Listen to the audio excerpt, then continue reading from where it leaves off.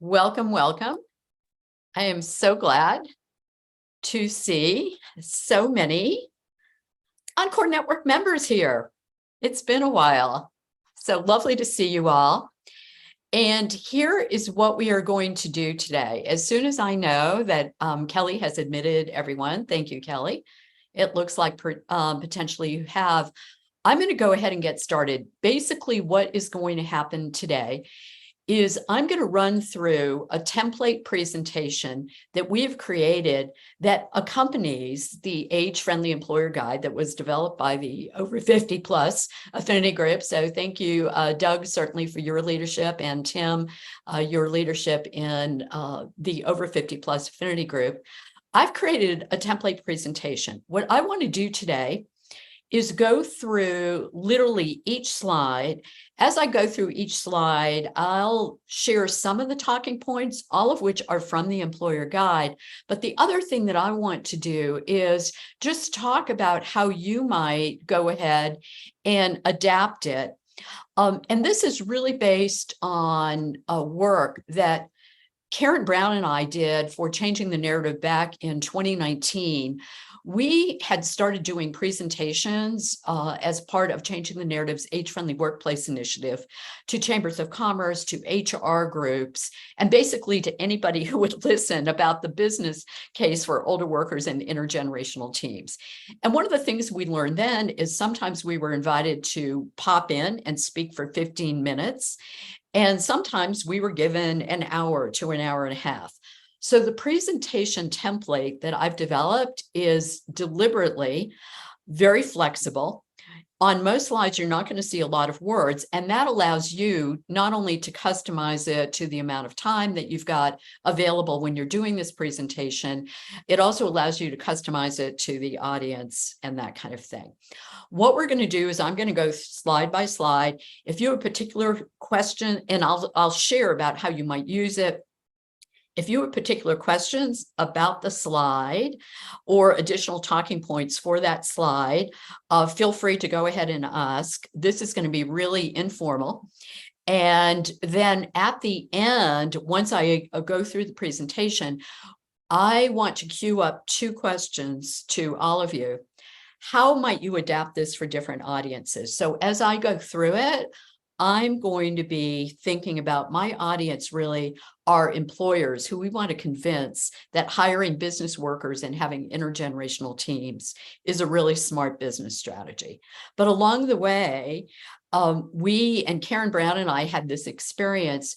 We used this presentation with chambers of commerce. We use this presentation to talk to workforce development centers about how they could position older workers. We actually use varieties of this presentation with older workers themselves, and basically saying, you know what, this is the benefit that older workers that bring to an organization. So know this when you are applying for jobs. And then Sybil Romney, Sybil, do you want to raise your hand, who's part of the Changing the Narrative Age-Friendly Workplace Initiative team, recently did a variety of our presentation to the at the Society for Human Resource Management conference. So there are a variety of ways in which this same presentation can be used. And I know that all of you are experts in different ways. So I want to invite, this is just my take on putting together a presentation template based on this amazing resource created by the Encore Network called The Age is Now a Strategic Imperative. So with that, I'm going to go ahead and get started and share my screen. And what I'm doing is starting with a title, right? And so this is obviously very easy for any of us to customize. We put, for any of you, you put your own picture, you put your logo in, and you put a title. Now, one of the titles that we could use is Age is Now a Strategic Experience, but I will share that in my experience doing several variations of this presentation, what I have found is most compelling for an employer audience is this title, Profit from Experience, or filling your talent pipeline, because both of those speak directly to employer experiences. They are trying to become profitable or become more profitable. And they, everyone right now, regardless, public, private, nonprofit sector, is trying to fill their talent pipeline. So those are the two titles for this presentation that I've found most. And then obviously you're layering your name, you're layering whatever titles. Again, because I was visualizing doing this presentation for an employer audience, I picked two of my titles that I think are relevant to employer audience. For other audiences, I might put my role at changing the narrative. I might layer in that I'm a board member of the Center for Workforce Inclusion Labs, but those are the kind of things that you would tailor depending on your audience. I think this is important for all of us to put in any presentation and say that the material that we are presenting today is from the Encore Network's latest endeavor, an employer guide to engaging older workers, which was sponsored by the Age Friendly Institute. We know as well that there is a possibility that AARP is also going to become a sponsor. And when that occurs, we'll go ahead and layer this in.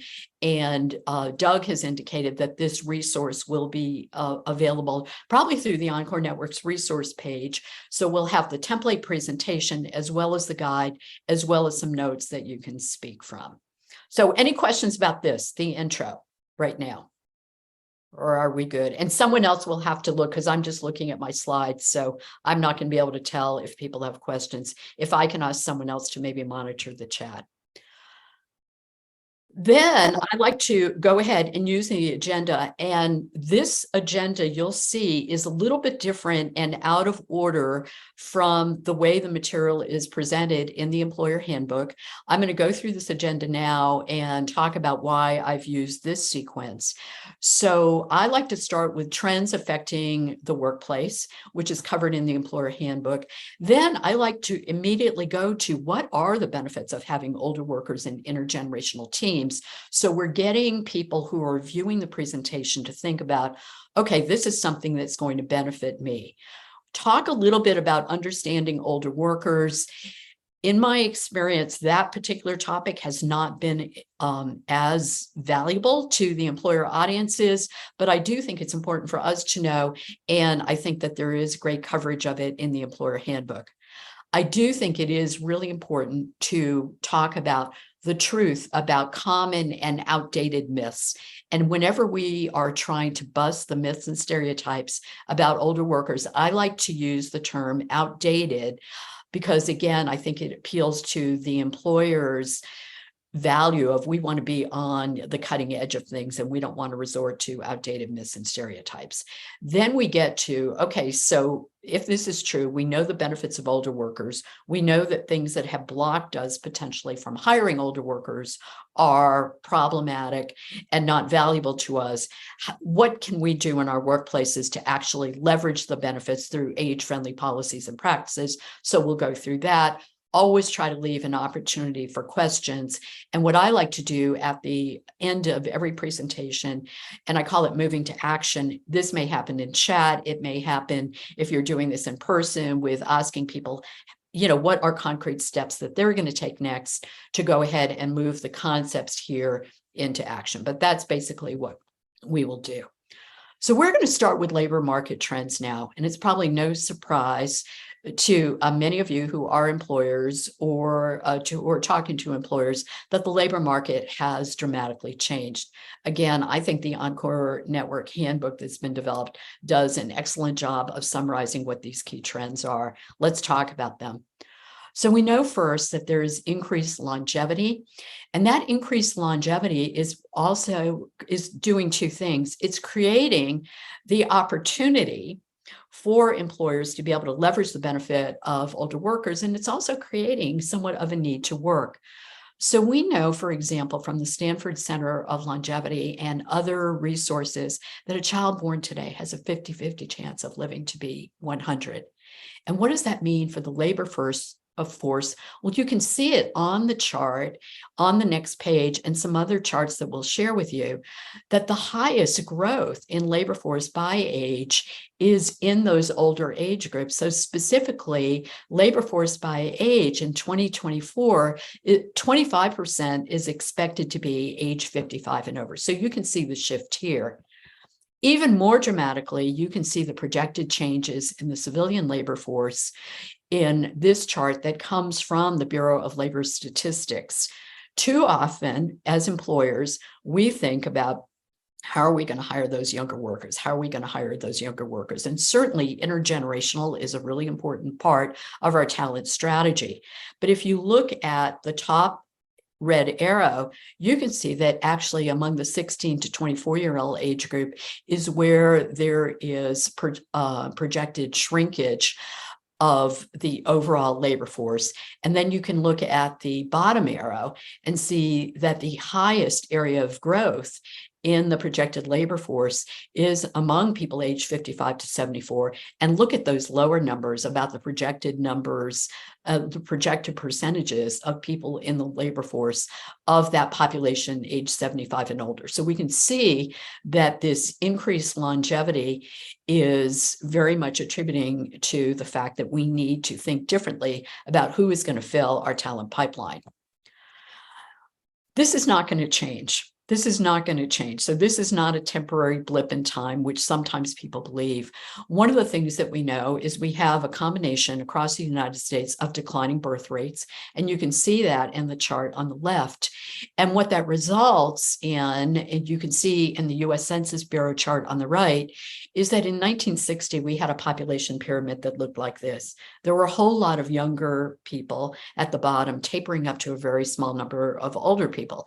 And what we know in 2060 is the projections are that our population in the United States has very much shaped, is now become barrel shaped. And we've got pretty much equivalent numbers of people kind of across 5-year lifespans. So we know that tells us that our human capital strategy has to shift.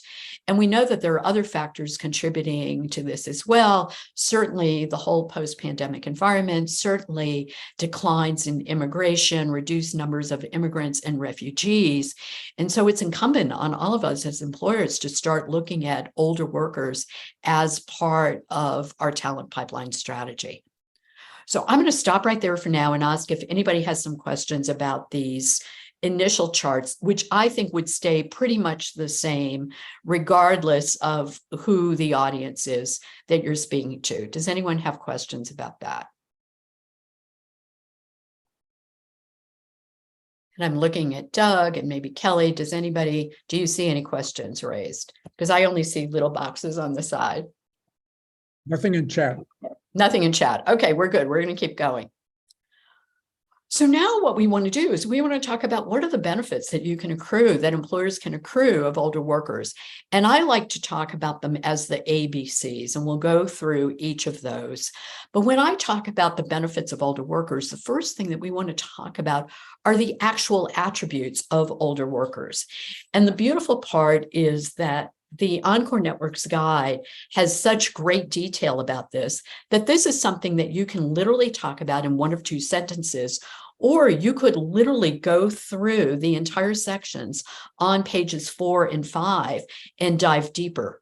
So we know that older workers bring specific attributes of problem solving and critical thinking skills, self-management, resilience, leadership, and social skills, right? Those are attributes that we grow over time. We also know that older workers tend to have more connections. We develop more connections over time, and that can be really valuable to our businesses.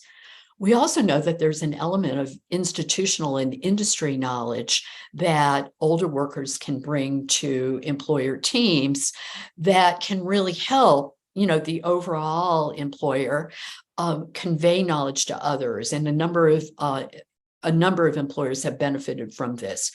We also know that older workers offer the opportunity to mentor younger workers, and that has been cited by many younger workers, especially post-pandemic, a desire for mentoring, a desire to know how things work if they're early entrants to the workforce, but also to develop that deeper industry knowledge, to know how to navigate, tough client challenges and that kind of thing. So a lot of benefits that way to employers. Then if you wanted to, even though we addressed this later in the presentation, you could also talk about the workforce stability of older workers. As we get older, we are more likely to stay in a particular position and for longer. We know that older workers also have increased productivity and have the potential of staying with the company longer term. And for private sector companies, I like to talk about what we know is when we have older workers on the team, the research shows that companies that are age-friendly and include older workers as part of their teams are more profitable and resilient, and certainly very important coming out of the pandemic. There's other data that is in the employer handbook that if you have more time, you could go to some of the specific data about, raising GDP, helping companies respond to the longevity dividend, et cetera. My suggestion, though, would be, and this is usually what I do, is give some of the data, but then tell a story. Give a specific example from your experience about how an older worker has helped a particular company. A story that I like to use, I was giving this presentation to a group of women CEOs, and somebody said it was really, really useful during the pandemic to have some of the older workers who could tell everybody, it's going to be okay. We can calm down. Yes, it all seems stressful. Yes, it looks like all of our clients are angry. Yes, it looks like we're having all of these challenges, but it's going to be okay. And that can be a benefit of older workers because, we have been through the Great Recession. Before that, we were through the post 9/11 environment and that kind of thing. So having a specific story that you can share can really highlight, oh, these are attributes of older workers. And in our mind, it's a lot better than simply sharing the data. So that's benefits of older workers. Any questions about that? Anyone? I'm looking at my friends who are monitoring the chat. Yeah, nothing in the chat. The only comment I would make is that it might be interesting to put, a small reference line on the bottom to the section of the guide that this refers to, and that might help the audience in follow-up research. Yeah, I think that's a great idea. So under attributes of older workers, I'm not sure that so this is something I think important for the older, because we could simply, type in pages 4 and 5 of the employer handbook somewhere, or we could, or we could link to the guide, but we link to the guide at the end. So, but happy to do that. The next thing that I think is really important to talk about, and this isn't highlighted in a specific section of the employer guide, but it is contained throughout. One of the benefits of bringing older workers to your team, especially if you're an employer that is skewed younger, is you gain the benefits of intergenerational teams, of the diversity that intergenerational teams provide. So it can be increased insight. It can be the opportunity for reciprocal mentoring. There's a fair amount and a growing amount of research that shows that intergenerational teams are better team problem solvers, more creative, more productive, and more profitable. So highlighting some of those.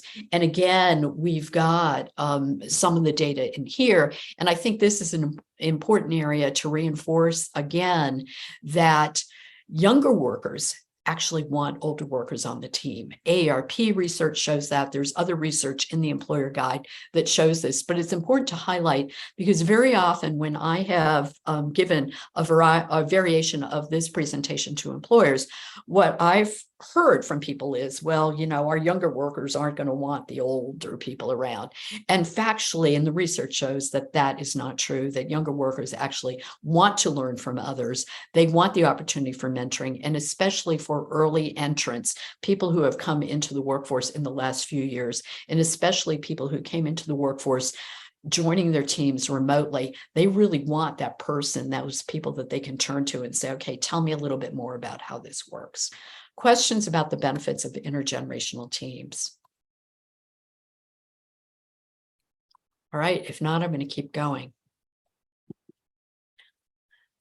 The C of the ABCs of the benefits of older workers is talking about the customer insight and connection that can bring. All of us have seen products and services that attempt to be sold to older people that fall flat because it's clear that there wasn't the customer insight either into the product development or certainly into the marketing. This is also an opportunity here to talk about the longevity economy, to cite AARP's research about the size of the longevity economy, that basically the gross domestic product of people ages 50 and over is the third largest economy in the world after the United States overall and after China. So if we as employers, as businesses want to tap into that customer insight and connection, that's one of the benefits of having older workers on our team. And again, there are additional talking points that are in the employer guide. Now, this is the particular slide that I use when I am talking to private sector employers who I know want, and so very often when I've done this presentation with healthcare institutions or other companies that are trying to market to those age 50 plus, I'll talk a lot about customer insight and connection and the importance of that. And again, giving some examples. When I am talking to either state government or nonprofit organizations, I tend to use the terminology that they might use more, which is client insight and connection. So for example, I was delivering a variety of this presentation to a state agency in Colorado that is facing an incredible talent shortage in almost every area of state government. And so we talked about the importance of client insight and connection. Very often, and I'm sure many of you do, get calls. And that's why I was so thrilled that the Encore Network did that presentation, with, for example, with Jeff Weiss. You know, we get calls about, okay, how do I market to older people? And I don't know what to do. Well, one of the benefits of having older workers on your team is that they can help you with that, right? They can help you with what are the kind of messages that actually resonate. And it gives you some of that client insight and connection on your team. So, and I'll give an example. There was a particular state agency that had reached out to me in a southern state that was trying to reach older people. And they were like, and so I was giving them some suggestions and they were like, well, we're not going to be on social media because older people aren't social media. Well, again, that's a myth and stereotype. There are some older people that are not on social media, but this is where I like to say, you know, Changing the Narrative has a social media following of over 12,000. And the last time we looked, over 2/3 of those were age 65 and over. So we can't make broad assumptions, right? So a benefit of older workers is that they can give you some of that client insight and connection. Okay, questions about that before I go to the next slide? Anyone or comments? Not seeing any comments in chat or questions. Okay, so far so good. This is going great. All right, let's keep going. Then I think that this particular slide on understanding older workers is actually good at refuting one of the prevailing myths that has been out there since 2020 and unfortunately spread by some of our good friends in the media who have talked about this myth of the great retirement as though somehow that all of us who are older, you know, just retired and we're all off on our yachts or at the beach somewhere living off our 401ks, our housing savings and that kind of thing. And research from the Economic Policy Center, the Schwartz Economic Policy Center at the New School actually found that there was not this great retirement that was predicted, that actually the absence of many older workers in the workplace or coming back after the pandemic was due to workplace age discrimination. We'll talk more about that in a moment, but that actually, and there's increasing research that is contained in the employer guide, but also Transamerica Institute just did a great report on there are reasons that people want to work in retirement, and there is a growing number. So, and you can see here, people want to stay mentally active. There are certainly people who are doing it for the money. They want to stay active. For some of us, we like the health benefits. And this is where I think this particular slide where it shows 11% of retirees is important. I think it's important to point out that often when you hire older workers who are Medicare age, then you don't need to worry about health benefits. So that can be a benefit to employer. So there are all of these reasons why people who were considered part of the Great Retirement actually do want to work and do want to participate and can give you all that value that we just talked about. So I think it's important. And again, some great material in the employer guide of doing this. And this is an addition that we're doing, for example, to the Changing the Narrative, because typically we have not talked about the reasons why employers work. We've tried to make it totally about what the employer needs are. And when I started thinking about it, I realized that the benefit of this slide is it really refutes that myth that older people do not want to work. This is also, if you are doing a variation of this presentation for older workers, I think reminding people that there are reasons that we work in what is considered normal retirement age. And here are all the benefits of working. I know when I've done some of the presentations, and I think Karen Brown found this as well, that very often among older people, there was kind of a stigma attached to still working, like, do you have to work? You can't afford it. Something, you didn't save enough money, all of those things, kind of like the blame the victim kind of thing. And to know that there are great reasons to work in retirement. We know it's actually better for us as older workers. So am I going to talk a lot about that piece to employers? No, but this can be a valuable part of the presentation if you're doing it to workforce development centers or to groups of Encore seekers themselves. Questions about that? Okay, so far, so good. This, I think, is really important. And this particular slide is a great way of refuting generational stereotypes.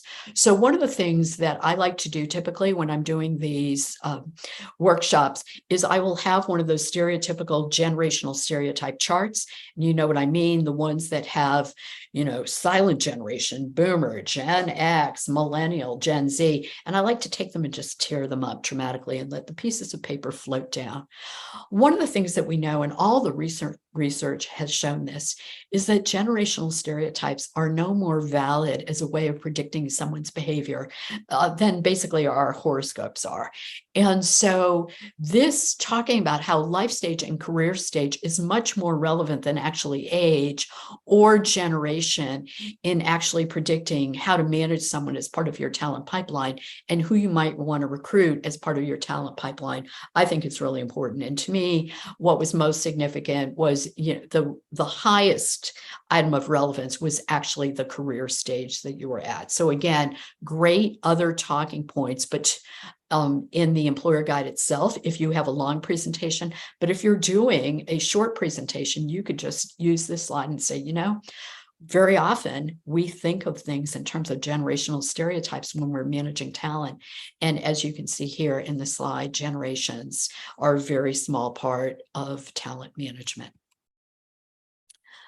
Now we get to one of my favorite parts of the presentation, and that's disputing the common myths that are out there about older workers. And I think all of us who have been doing this work, and many of you know that very often, despite your best efforts at encouraging Encore seekers, and despite your best efforts of telling people to focus on their strengths, and they have a lot to contribute, that very often when we show up to hiring managers and to employers as older workers, we are facing these kind of myths about older workers. So myth number one, more costly.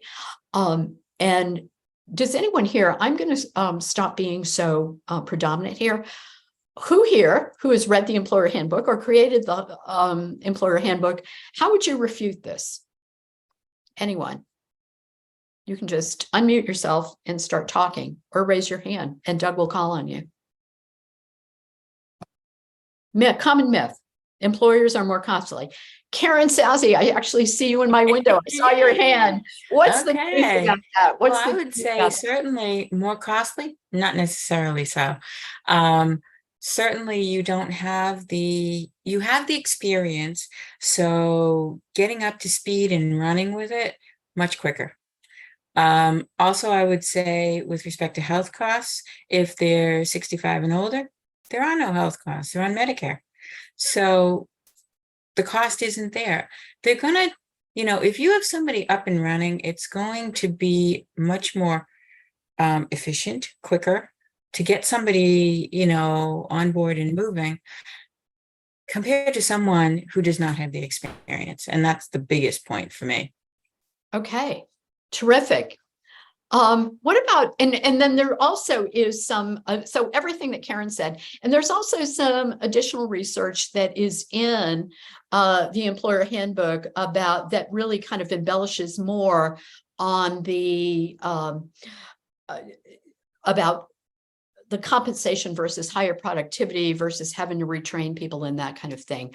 Not in this presentation, but I also have a really good chart that I think I got from Karen Brown at Mercer that shows, this whole sort of more costly and we cost more over time actually kind of caps out at a certain point. And then the other thing that I like to talk about in the more costly is in states that have adopted things like pay transparency laws. The more costly kind of doesn't hold true. If you are advertising position, at a certain pay range and people are applying at that pay range, the more costly kind of dissipates. And it's been shown that some of those pay transparency laws are favorable not only to women and people of color who have traditionally been paid less, but also to older workers in general. Okay, who wants to bust the perform less well myth? Janine, this is Sheila. I had just one more thought about the more costly. I've actually seen data that shows the most expensive employees to insure are those in their 30s who are incurring the neonatal costs and related family coverage. Yeah. Whereas older workers may not have a full, fewer dependents, right? And then also on tuition reimbursement. Right.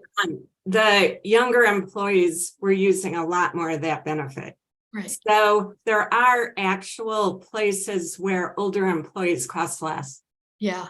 And so Sheila, thank you for bringing that up. And I'm going to share a couple, and this is my own sort of bias as head of Changing the Narrative. One of the things that is really challenging about kind of doing this presentation, often for me, is a key principle of Changing the Narrative is we are never pitting younger versus older. It's not us versus them, it's us, right? So one of the things, therefore, that I'm always really conscious of is there a way that I can make the case for older workers without somehow casting something about younger workers? So I think we want to keep these ideas in our back pocket and refute them more costly. But again, depending on who the audience is and, Sheila, who you're talking to, you may or may not, kind of want to throw in different talking points. And I think to me, the key part is knowing who your audience is. So with certain audiences, I might certainly share, Sheila, what you just shared. And if I was talking to, a group of, I'm going to say, maternal age women, I might not say that because, one of the things we know, and this particular research came out after the employer guide was published, that women of all ages are basically discriminated in the workforce, right? We are too young. And then all of a sudden we are maternal age and we are going to leave the workforce to go take care of children and to go to soccer games. And then all of a sudden we are too old. So the conclusion is for women, we are never the right age, right, to be in the workforce or to lead in the workforce. So, I mean, those are just some of the challenges. But I agree with not ever doing a us versus them. Yeah. The data that I saw, it was very even-handed and it simply presented for different ages what benefits were heavily used and what Right. benefits were not. So it Yeah. was not targeting younger. It Right. was showing. But I totally agree with you about not ever doing a us versus them, but try to always do a win-win.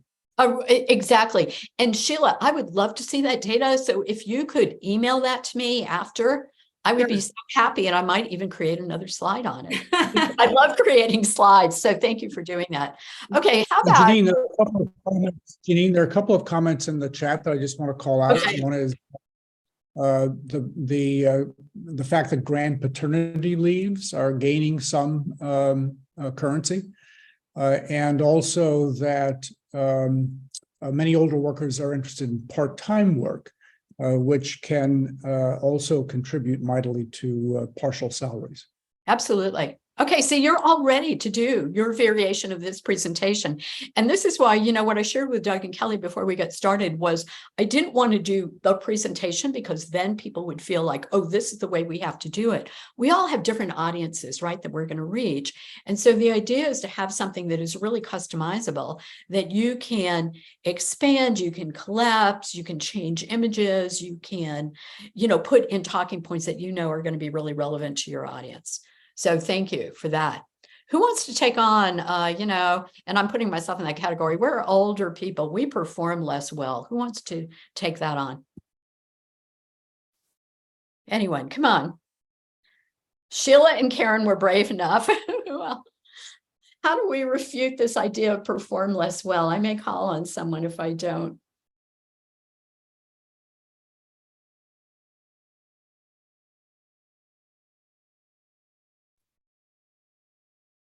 Janine, does this really refer to, because I do see people sitting at laptops or desktops or whatever. So is this really a proxy for aren't as technically adept, so it kind of bridges the next one about learning and staying current?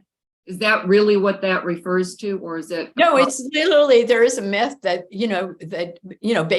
so they're related, certainly, Christine, but they're not the same. It's basically that there's often a narrative that I hear that, that kind of, that as we get older, we've lost our edge. Okay. There's stuff about cognitive ability, and a lot of this honestly is tied to, the great mythology out there that, all of us kind of lose it as we get older, and, this stereotype about cognitive decline. So, Janine, I'm just going to step in while my puppy is quiet. That's why I'm not adding more. I think, there's a lot of research. And tell me who you are, because I can't see you right now. Yeah. It's Helen Collin. Helen, you're here. Hi. We weren't sure you were going to be here. Thank you. Okay. Yeah. And I just wanted to say, because of brain research that has been done that demonstrates problem solving and a variety of different activities actually improve with age. And there's a great article, but I can't remember where it comes from, but it's about the gist of things and how as we're older, we get the gist of things so much more quickly. Right. And that there's tons of research out there that proves the same thing. So, Yeah. I mean, there's no question, one of the benefits of having intergenerational teams is that it improves productivity. It increases the bottom line. You bet. And there's lots of evidence. Yeah. And there's a particular kind of thing that actually gets stronger as we get older, and it's called a pattern recognition, but it's a specific way of thinking that actually gets over, which is, very much actually linked to creativity and innovation. When you can absorb new ideas and kind of connect them to things that have happened in the past and build new things out of them. So and again, some good talking points in here. What about this myth about we're not able to learn? Janine, Tim has a comment. Okay, Tim. Hola. Yeah, hi. It's a lot of employers looking for interpersonal skills. And I think with the experience that we have in managing relationships over time, we carry that with us, many of us. It's not 100% for sure, but I think it's one of the things that really adds to performance. We tend to think about performance as a task-focused kind of a thing, but the interpersonal is so important. So, yeah. Okay, go Tim. Everybody add that to your notes. And we are recording this, so you'll have access to this recording. And Tim, I also like to talk about that during the attributes of older workers. It's those, and sometimes we know the research shows that older workers actually have stronger interpersonal and communication skills. I like to say because we've learned from the many mistakes that we have made over time, but yeah, so definitely an aspect of performance. Who wants to take on? Yeah. Janine, time check, it's 12:40. I just want to make certain that we have allowed enough time for the whole presentation. We are going to be good. This is the only one where I'm going to be asking for all of the interaction. So the others I'll just go through. I think we're good. What about this not able to learn? Older workers aren't able to learn. Anybody want to refute that quickly?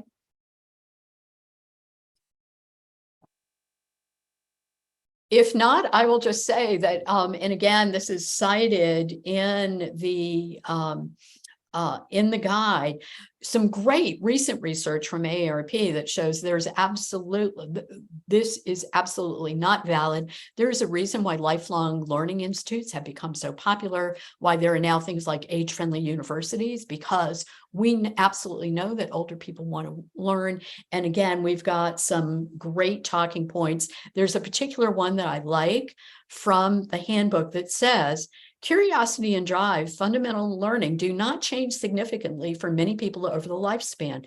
And this applies to technology skills, which many older workers are adept at acquiring, having learned to adapt to numerous technology changes during their lifetimes. And I think this, leads us away from this digital native. Oh, we need to hire a digital native. And I like to, call myself a digital learner or a digital immigrant, if you will. We had to learn all of those new technologies. I recall when I was in law school, I was typing my briefs and my moot court briefs on a typewriter, if you will. So, there are a lot of things we've had to learn over time. I would like to just add one thing to that too. Yeah, you bet. Under the learning piece, I know personally, when I had to learn, through school, college and things like that, you knew you had to do it. Now that I'm older, I want to learn. There's a difference. It's not because I have to, it's because I want to. That is so great.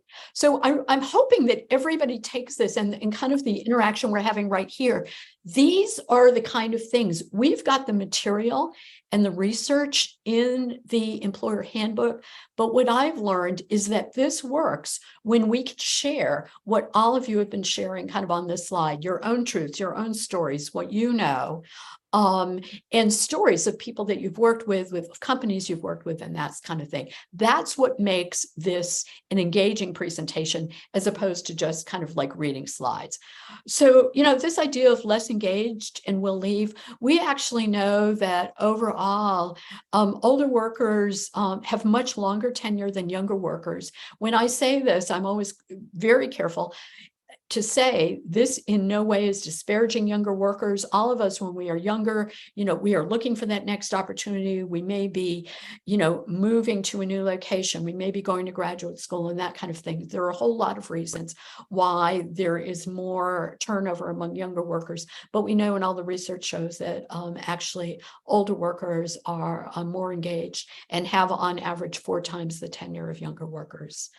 Janine, I can just add some quotes if that's useful. This is Sujal, by the way, Sujal Kapadia. Sujal, good to see you. Good to see you. And I'll put those links in the chat, but I'll just read some quotes. Research from employees scheduling company home base suggests that older adults are more engaged, more likely to look forward to work, more connected to their companies, and less likely to consider quitting. So that's kind of one body of research. And you're putting that in the chat, right, Sujal? For sure. I will add the sources of this in the chat. Another quote, older workers offer the most positive assessments of their job. 2/3 of workers aged 65 and older say they are extremely or very satisfied with their job overall. They're also more likely to say they find their job to be enjoyable and fulfilling all or most of the time. So clearly rebuttals to anyone saying that older adults are not as engaged. And also to the first point that older adults are more costly, to the extent that there's less attrition, replacing workers has a cost to it. So if older adults stick with the job, they over a longer term are no more costly than other younger adults. All right, let's get that info in those sites in this. Thank you. And then finally, we've got Monica has her hand. Janine, sorry to interrupt. Monica has her hand up. I want to make sure that. And I'm happy to stay on a little bit later if people, have additional questions or something. But Monica, go ahead. Yeah, I was just going to say that I think this is a perfect slide to engage the employer audience, and get their reactions to this, and then be able to, talk about the data or how the guide is useful in these. But rather than, saying going one after the other, that these are all refutable. I've seen success with that, getting their perspective and then having reasons why maybe to think about it differently. That was all. Yeah, Monica, absolutely. And actually, Karen and I had done this when we were doing things in person. We would sometimes, when we were getting to kind of myths and stereotypes, we would ask employers in the room, so what are some of the myths and stereotypes? And we'd have them write them out on big Post-its and we'd paste them around, and then we talk them through. So again, the idea here is to have the information, to have a PowerPoint available if you're asked to drop in for 15, 20 minutes into something, but also that the whole idea, so thank you for bringing that up, Monica, is it ought to be flexible, and there are a lot of ways that we can communicate this information. So thank you for bringing that up. Okay, and then the final, the big trope of taking jobs away from older people. So, one of the things to refute that is it's called the lump of labor theory, right? And every serious economic study that has looked at it shows that the lump of labor theory is absolutely false, that actually the longer we stay in the workforce as older workers, the more economic activity that it generates, and the more economic opportunity that it creates for younger workers. The other thing is what is fairly obvious right now is that we have a talent pipeline shortage. In any given month, when the Bureau of Labor Statistics releases its jobs report, there are on average, and it's varied only slightly over the last year, about 10 million unfilled jobs in the United States, or 2 unfilled jobs for every person looking for a job. So, that's a myth that we just need to see. I see that Karen Brown has raised her hand. That message is popping up. Karen, what would you like to add? Janine, I just wanted to point out how when changing the narrative, do you remember, maybe it was 2019, we actually did a study. We had a data expert come in and do an analysis looking at older adults, and if in fact they continue to work part-time for additional 10 years, what it would do to the economy. So we actually have some data that supports that, having people work part-time or full-time significantly impacts the state economy, at least in Colorado. So there is a little bit of data out there on that. So Karen, thank you for bringing that up. And could I ask you to drop the Changing the Narrative website into the chat? Because it's on that actual report. I think that was the one James did for us, right? Yes. That report is on the resources page on our website. So one of the things, I don't use this particular slide with every organization. And I think it's important when I am talking just to employers, I don't spend a lot of time talking about workplace age discrimination. I really try to focus on the benefit of older workers. But with some audiences, and especially if I'm talking with workforce development centers, if I'm talking with policymakers, I think it's important to talk about the fact that workplace age discrimination is still rampant. It costs, the AARP data shows that it costs the US economy $850 billion a year. And here are just some of what I consider the most compelling statistics about workplace age discrimination. We used a lot of these statistics in Colorado. Karen was part of that effort when we got the Colorado legislature to pass this past legislative session, a bill to ban employers from asking for age, graduation dates, and other age identifiers. So just some good data to have handy. I would not use this slide with every presentation. So now we want to get to, okay, so, and when Karen and I did these presentations in person back in 2019, we actually, and I think we reached 900 people that year. We had just started, and we actually did a little mini evaluation, and we found that people who participated, 87% of the people who participated said they were more likely to hire older workers.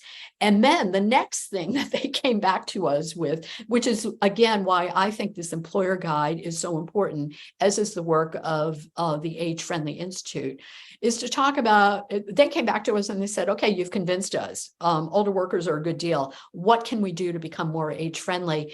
And sometimes they even wanted us to actually find them older workers. So let's talk about the steps. Part of it, and all of these have, again, a lot more detail in the employer slide, but I'm going to go in the employer guide, but I'm going to go through quickly so that we can see all of this. Part of it is job design. So earlier, some of you had referred to, a lot of us would like to continue working if we can access flexible work and part-time work. And when I'm presenting this, I like to talk about, and this is beneficial not only for older workers, this is beneficial for people of all ages. If you want to attract people, again, to your as part of your talent pipeline strategy, who have childcare responsibilities, who are in graduate school or that kind of thing, offering flexible schedules and part-time isn't just about older people, it's about people of all ages. Thinking about jobs sharing and redesign strategies, really important in the healthcare industry. One of the things that we know is a lot of older nurses would stay on the job if they would desire to have that mentoring experience, for example, if they could do job sharing and do job redesign instead of having to work the traditional, sequential 12-hour shifts. Redesigning workplaces. I always like to use the BMW example for the equivalent of 40,000 US. Were able to redesign their workplaces with very simple strategies that allowed older workers to continue working and, more importantly, pass on that institutional knowledge to younger workers. Providing coaching and mentoring opportunities. One of the things that we know is that there is a great desire as we get older to give back, to mentor others and that kind of thing. And we also know from the research that younger people very much desire mentoring. So it's not just going to happen automatically. Just having people, an intergenerational team that are just sitting by each other or looking at each other on Zoom screens isn't going to work. So as part of a job design strategy, you want to look really deliberately at how you can foster those coaching and mentoring opportunities.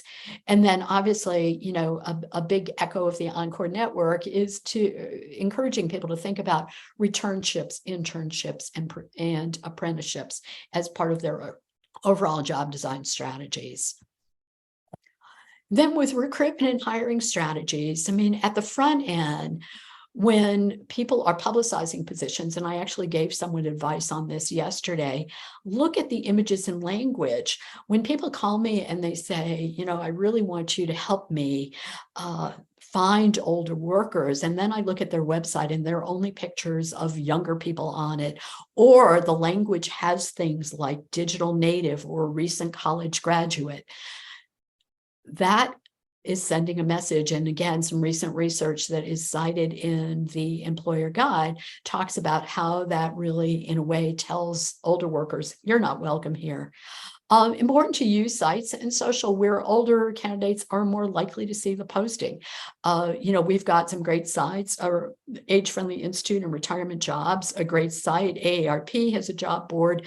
A number of places where you can deliberately post positions that are designed to recruit older workers.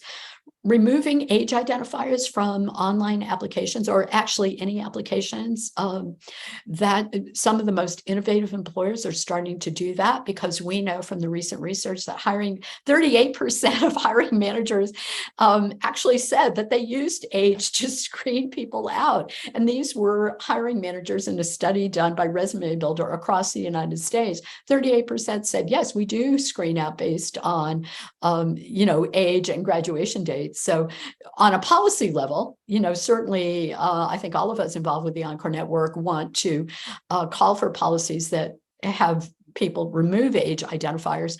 But meanwhile, as advice to employers, telling them to remove age identifiers is a great way to do it. In addition to removing the age identifiers, we want to train those hiring managers and those screening to not screen out older workers, mindful again that 38% of hiring managers last year in 2022 said they did screen out people based on age. We know that using skill-based assessments helps older workers because it takes away the assumption that as we get older, that we have not learned new things, that we don't perform as well when we use skill-based assessments. Again, a strategy that is good for people of all ages. It is good for people who may not have advanced degrees, college degrees, etc., but a great strategy for older workers. And then becoming known as age-friendly. So thrilled again that the Age Friendly Institute was able to sponsor this. At Changing the Narrative, we were able at one point to participate in the Certified Age-Friendly Employer Program and had a number of employers in Colorado who became certified as age-friendly. It's a great way to showcase to potential employees that you welcome employees of all ages. And we also know that AARP has the AARP Pledge Program. So I think mentioning those, very often my experience is that employers don't know that there's a way that they can become identified as being age-friendly.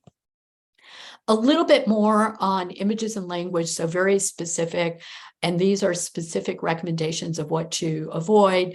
Digital native, recent grad, one of my favorites. Early career professional, like what does that even mean, right? No more than X years of experience. It is surprising to me that people will still put that, knowing that there have been court cases that have shown that that is in fact age discrimination, but there are still people who will include that. And then, we've mentioned this, website and job posting images that only show younger people. So making sure that there's diverse representation in your images. And then we want to include specific language if you really want to attract, that you prize experience and that you welcome applicant of all ages, and making sure that you have age diverse images.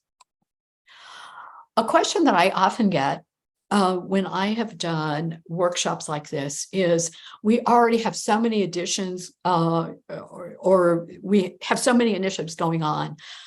Now we have to also do something for older employees as well. And what I like to talk about is retention strategies that you want to use to retain older employees are basically no different than what you would do to retain good employees of any age. You do want to have a diversity, equity, inclusion strategy, and you do want to include age as part of that. You want to make sure that your managers, your teams, your hiring managers, and are trained up on how to look at people as individuals and not use global stereotypes. You want to invest in staff development for people of all ages. And this is especially important for older employees because we know that many companies do not invest in staff development for people, especially for older people, because they make that outdated assumption that older people aren't going to stay along. And we know that the research shows that actually, as we get older, we have longer tenure on the job. We want to encourage reciprocal mentoring. People like working for each other, and intergenerational workplaces that have a reciprocal mentoring do better on almost any marker. We want to create cultures that are inclusive to people of all ages, all identities, all zip codes. So if you are creating an inclusive culture, then you will be inclusive of people of age. So whatever your overall culture and retention strategies are, and again, we've got more detail in this employer guide. You can customize this again, add your own bullets. These are the retention strategies that are good for people of any age, are good for older workers as well. So we've been taking questions along. So I always throw up a question slide. Sometimes I let people know, depending on the amount of time, we'll take questions along. And then the final slide, to learn more, I've got a bit.ly link, a short link that links to where people can download the guide. And it's called, and this is a live link, so you'll be getting a PDF as well as this presentation. When you click through, it takes you to the guide. Age is now a strategic imperative. And then I always like to have a final slide. And again, this is something you customize. You put your own logo on that. You put how their people are going to connect with you. So if you are delivering this presentation, you have an opportunity to kind of not only make it your own, but make sure you've got the ability to follow up. I posted on LinkedIn this morning that and this is what I truly believe, that the way we are going to make change, the way we are going to get more older workers employed is not with just a few of us doing this presentation. The more people can do this presentation or your special variety of it, it's deliberately made to be customizable. The more we get the word out, the closer we're going to be to our mission and vision at the Encore Network. So I know that we are at time, so I am stopping officially. I am happy to stay on if people have additional questions or thoughts, or if you want to put them in the chat. And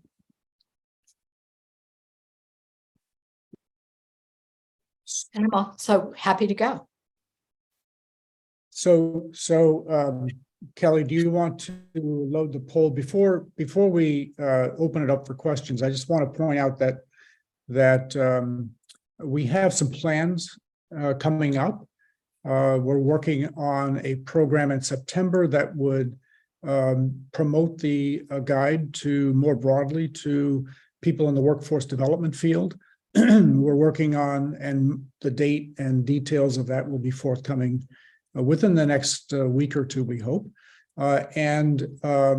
Also, we're working on a forthcoming program geared for the employer audience. So we will be doing some additional programming to promote the guide. We're also working with other organizations and our members who will be promoting at upcoming conferences and so on. So there's a lot going on, and if any of this connects to opportunities that you see, let us know, and let's coordinate our efforts to make certain that, first of all, we're using the tools that are available, and as well, we can support each other in terms of making these connections and getting the word out about the guide. So, any questions for Janine or any comments?